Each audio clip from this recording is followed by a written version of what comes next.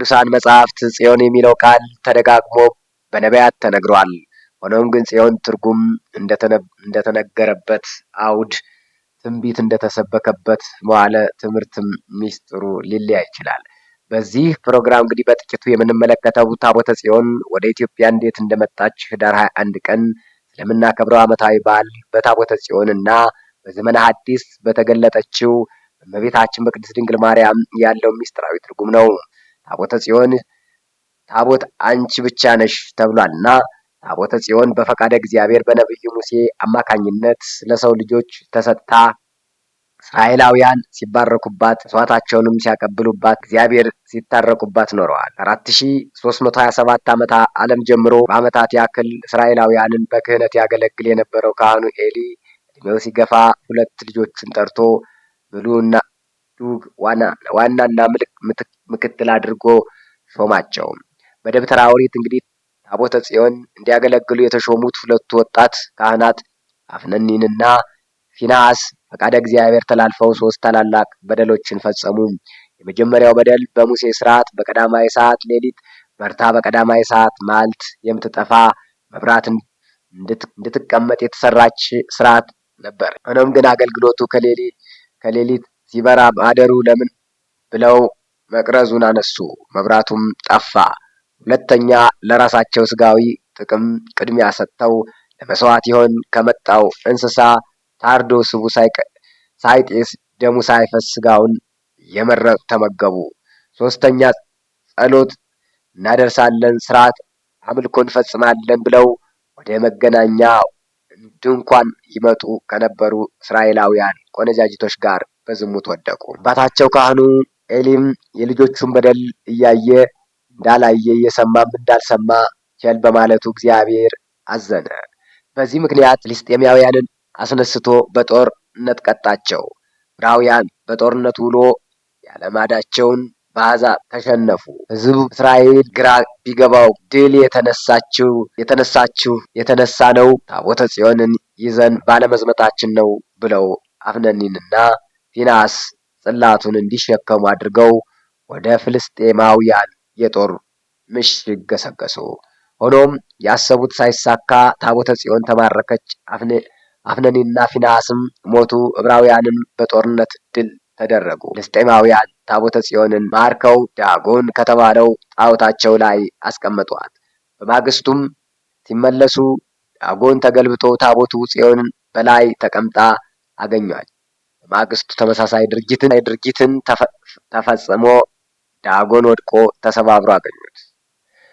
እንግዲህ ይህንን በተመለከተ ኢትዮጵያዊ ሊቅ አባ ጽጌ ድንግል ሰቆቃው ድንግል በተባለው ድርሰቱ ታቦተ አምላከ እስራኤል ጽዮን ዘነገደ ምድረ ኤሎፊን እያለ ይገልጸዋል እና ወደ ኤሎፊን ምድር ተማርካ የሄደች የእስራኤል አምላክ የቃል ኪዳን ታቦት ጽዮን የብዙዎቹ ነፍሳት ያጠፋ ዳጎንን ሰባበረች። ድንግል ማርያም ሁሉን ማድረግ ከሚችለው ከልጇ ጋር ግብጽ ወደሚባለው ሀገር በሄደች ጊዜ የሐሰተኛ ሰይጣን ዙፋኖች የሆኑ የግብጽ ጣዖታት ፈረሱ።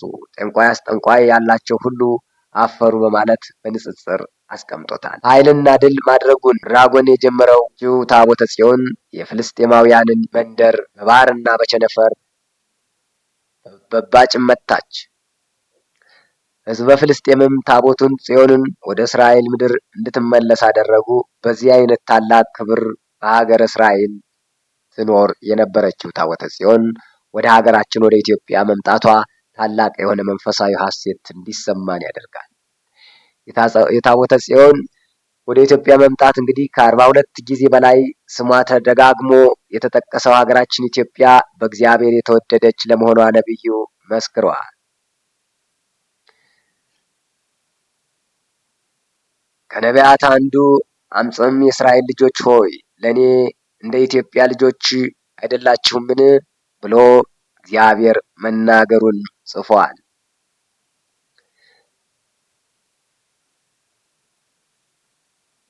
ከሁሉም ከፍ ባለ መልኩ ነቢዩ ቅዱስ ዳዊት ኢትዮጵያ እጆቿን ወደ እግዚአብሔር ትዘረጋለች ብሎ ሕዝበ ኢትዮጵያ እንደ ሕሊናውና እንደ ልቦናው ዘወትር በአምልኮ እግዚአብሔር በጾምና በጸሎት በምጽዋትና በትሩፋት ዘርግቶ በሃይማኖት ጸንቶ በምግባር ቀንቶ የሚኖር መሆኑን ሕዝበ እግዚአብሔር ምድሪቱም ሀገረ እግዚአብሔር ተብለዋል።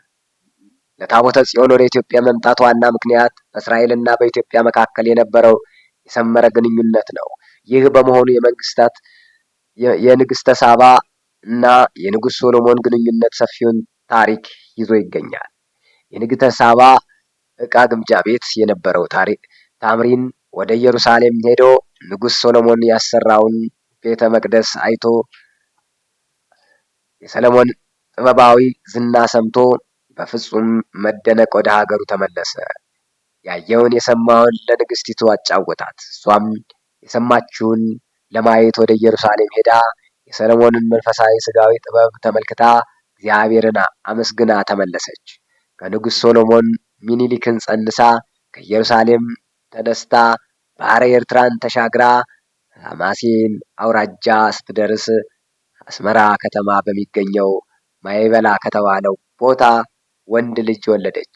የሕፃኑም ስም የንጉሥ ልጅ ስትል አብነ መለከ አለችው። ይህም ስም በዘመን ሂደት ሚኒሊክ ተብሎ ተለወጠ። ሚኒሊክ ተወልዶ በአእምሮው እያደገ ሲሄድ አባቴ ማን ነውን? አድራሻውስ ወዴት ነው? እያለ ጥያቄ ቢያበዛባት በ22 ዓመቱ ወደ ኢየሩሳሌም ላከችው። ሚኒሊክም አባቱም ንጉሥ ሶሎሞን አግኝቶ ሕገ ኦሪትና የዕብራይስጥ ቋንቋ ሲያጠና ከቆየ በኋላ 12,000 እስራኤላውያንን አስከትሎ ከምድረ እስራኤል ወደ ኢትዮጵያ ጉዞውን አቀና። ቀዳማዊ ሚኒሊክ ጋር ለጉዞ የተነሱ ዕብራውያን ከቤተሰቦቻቸው መለያየታቸው ሳያንሳቸው ከታቦተ ጽዮን መለየታቸው እጅግ ከበዳቸው። ወዲያው በፈቃደ እግዚአብሔር ታቦተ ጽዮንን ከመንበሯ አንስተው በሊቀ መላእክት በቅዱስ ሚካኤል መሪነት ወደ ኢትዮጵያ ገቡ። ቀዳማዊ ሚኒሊክ እና እስራኤላውያን ታቦተ ጽዮንን ይዘው አክሱም የደረሱት ኅዳር 21 ቀን ነው። ንግሥተ ሳባ የታቦተ ጽዮንን ወደ ኢትዮጵያ መምጣት በጣም ስላስደሰታት በክብር ተቀብላታለች። ወአንበረ ውስተ እጽነ ደብረ ሀገረ ማክዳ እንዲል በአክሱም ከተማ መካከል ደብረ ማክዳ ዛሬ ቤተ ጊዮርጊስ ከሚባለው ላይ ደብተራ ኦሪት ሰርተው አስቀምጧት። አሁን ያለው ህንፃ ቤተ ክርስቲያን በዘመናዊ እቅድ የታነጸ የአክሱም ጽዮን ገዳም ቅዳሴ ቤቱ ጥር 30 ቀን 1957 ዓመተ ምህረት በግርማዊ ንጉሠ ንጉሥ ቀዳማዊ አፄ ኃይለ ሥላሴ ግርማዊነት ንግሥተ ኤልሳቤት የታላቋ ብሪታንያ ንግሥት እና ልዑል ፊሊፕ ከክብር ባለሟሎቻቸው ጋር በተገኙበት ተከብሯል። አክሱም ማርያም ጽዮን በኢትዮጵያ ውስጥ ለሚገኙት አብያተ ክርስቲያናት ሁሉ መሰረታቸው ስትሆን ከተማዋም የኢትዮጵያ ስልጣኔ መነሻ ናት። አክሱም በሕገ ልቦና የጸናች ሕገ ኦሪትን የፈጸመች በሕገ ወንጌል ያመነች ናት። ለዚህም ሕገ ይመጽኡ አምጽዮን ከጽዮን ሕግ ይወጣል የሚለው ጥቅስ የሚነገረው በዓለ ልደትን በላሊበላ ጥምቀትን በጎንደር ኅዳር ጽዮንን በአክሱም ጽዮን ሲያከብሩ ልዩ የሆነ ስርዓት ስለሚቀበርባቸው ምዕመናን መንፈሳዊ ደስታ ይሰማቸዋል። ኅዳር 21 ቀን የእመቤታችን የቅድስት ድንግል ማርያም ዓመታዊ በዓል ነው ብለን በተለየ መልኩ በምናከብርባቸው ምክንያቶች በብሉይ ኪዳን ታቦተ ጽዮን የፈጸመችው ልዩ ገቢረ ታምራት ለማሰብ ቀዳማዊ ምኒልክ ከ12 ነገደ እስራኤል የበኩር ልጆች ጋር ሊቀ ካህናቱን አዛርያንና ታቦተ ጽዮንን ይዞ አክሱም የደረሰበት ዕለት በመሆኑ በሶስተኛ ደረጃ እንግዲህ ደግሞ 130 ዓመተ ምህረት በአብርሃ ወአጽብሃ ዘመነ መንግስት ክርስትና የኢትዮጵያ ብሔራዊ ሃይማኖት ይሁን ተብሎ አዋጅ የታወጀበት፣ ዘካርያስ በተቋመ ወርቅ ምሳሌ ራእይ ያየበት፣ ነቢዩ ሕዝቅኤል በተቆለፈች ቤተ መቅደስ፣ ቅድስት ዕዝራኤል በቅድስት ሀገረ ምሳሌ ራእይ ያየበት፣ አብርሃም እና አጽብሃ በወርሃና በዕንቁ ያሰሩት ባለ 12 ክፍል ቤተ መቅደስ ለመጀመሪያ ጊዜ ቅዳሴ ቤቱ የተከበረበት ነው እና በ9ኛ መቶ ክፍለ ዘመን የይሁዲት ጉዲት አብያተ ክርስቲያናት ስታቃጥል ታቦተ ጽዮንን ይዘው ወደ ዝዋይ ሐይቅ ከተሰደዱ በኋላ ዘመነ ሰላም ሲጀምር አክሱም በነበሩ ካህናት አስታዋሽነት ከዝዋይ ወደ አክሱም የገባችበት ዕለት ነው። በመሆኑም በርዕሰ አድባራት ወገዳማት አክሱም ጽዮን ከፍ ባለ መንፈሳዊ በዓል እናከብራለን። ይህ ሲባል ግን በዓሉ የሚከበረው በአክሱም ጽዮን ማርያም ብቻ ነው ማለት ሳይሆን ታቦተ እግዝእትነ ማርያም ባለችበት ቦታ ሁሉ መከበሩን ልብ ማለት ያስፈልጋል። በዚህም ጋር የመመቻችን ዘውድ የመዳናችን ምክንያት የንጽህናችን መሰረት ስለሆነችው እመቤታችን ቅድስት ድንግል ማርያም ያልተነበየ ነቢይ፣ ያልሰበከ ሐዋርያ፣ ያልተቀኘ ባለቅኔ ከቶ የለም። ጌታችን መድኃኒታችን ኢየሱስ ክርስቶስ ከሰማየ ሰማያት ወርዶ በቤዛነቱ ዓለምን አዳነ። ዳግመኛ በክበበ ትስብእት በግርማ መለኮት ለፍርድ ይመለሳል ብንል ከቅድስት ድንግል ማርያም በነሳው ሥጋ በመሆኑ ያለ ወላዲተ አምላክ ሚስጥረ ሥጋዌ ነገረ ድኅነት ነገረ ምጽአት ማሰብ ከቶ የማይቻል ነው።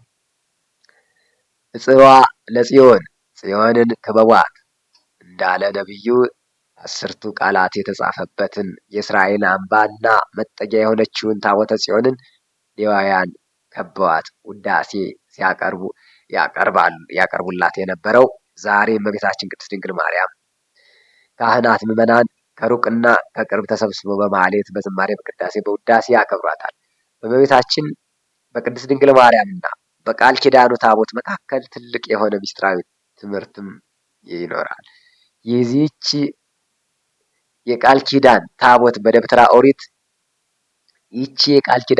በደብተራ ኦሪት በቅድስት ቅዱሳን ውስጥ የኖረች የዮርዳኖስ ባህር የከፈለች ቅጽረ ኢያሪኮን ያፈረሰች ድራጎን የተባለውን የፍልስጤማውያንን ጣዖት የቆራረጠች በድፍረት እንግዲህ ሊነካ የሞከረውን ኦዛን የከፈለች በቢዳራ ቤት 3 ወር ተቀምጣ ቤቱን በበረከት የሞላች ዳዊት የዘመረላት ጠቢቡ ሶሎሞን በቤተ መቅደሱ በክብር ያኖራት የእግዚአብሔር የክብር መገለጫ ናት።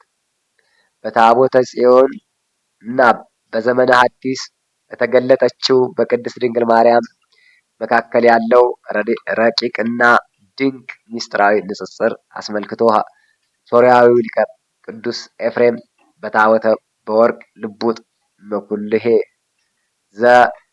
ዘግቡር መዕፀ ዘይትነቀዝ ከማይነቅዝ እንጨት የተቀረጸችው በውስጥ በአፍ በወርቅ የተለበጠ እመቤታችን ቅድስት ድንግል ማርያም ንጽሕ ጠባይ ሳያድፍባት የቅድስና ባህሪ ሳይጎድፍባት በማየት በመስማት በመዳሰስ በማሽተት አንዳችም እድፍ ጉድፍ ሳይገኛት በንጽሕና በቅድስና ጸንታ በኃጢአት ሳትለወጥ ኖራለች። ጠቢቡ ሶሎሞን አልብኪ ነውር ወይም እንትኒ ላይሌኪ ምክንያታዊ ነውር ኃጢአት የሌለብሽ የኃጢአት ሽታ ያላደረሰ ንጽሕት በድንግልና ስርጉት በቅድስትና ክብርት በልዕልና አንቺ ነሽ ብሎ ተናግሯል። ታቦተ ጽዮን እንግዲህ በከበረ ወርቅ እንደተሸለመች እመቤታችንን ቅድስት ድንግል ማርያምን በንጽሕና ሥጋ፣ በንጽሕና ነፍስ፣ በንጽሕና ልቦና የተሸለመች ያጌጠች መሆኗን ይጠይቃል። ታቦተ ጽዮን የቃለ እግዚአብሔር ማደሪያ እንደሆነችው ቅድስት ድንግል ማርያምም ለአካላዊ ቃል ለእግዚአብሔር ወልድ ማደሪያ ሆናለች። ይህንንም ቅዱስ ኤፍሬም ሲያስረዳን ኮንቺ ታቦተ ለፈጣሪ ሰማያተው ምድር ፈርኪ በከርስኪ ተሳተ አውርሃ አንቲ ማእመንት ለዘያገርዎ ሰማያተው ምድር ድንግል ማርያም ሆይ ሰማይና ምድር ለፈጠረ አምላክ ለእርሱ ማደሪያ የሆነ 9 ወር ከ5 ቀን በማኅፀንሽ ቻልሽው ተሸከምሽው። ሰማይና ምድር የማይወስኑትን ለመወሰን የታመንሽ አንቺ ነሽ ብሎ ተቀኝቶላታል።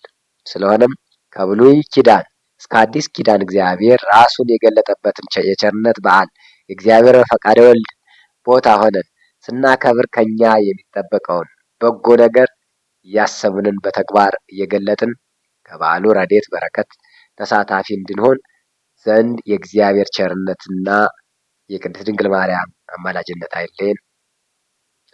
የቅዱሳን ሁሉ ጸሎትና ምልጃ አክሊልና ጉልላት በሆነው በእናታችን በወላዲተ አምላክ በቅድስት ድንግል ማርያም ጸሎት ሁላችንም ይማረን።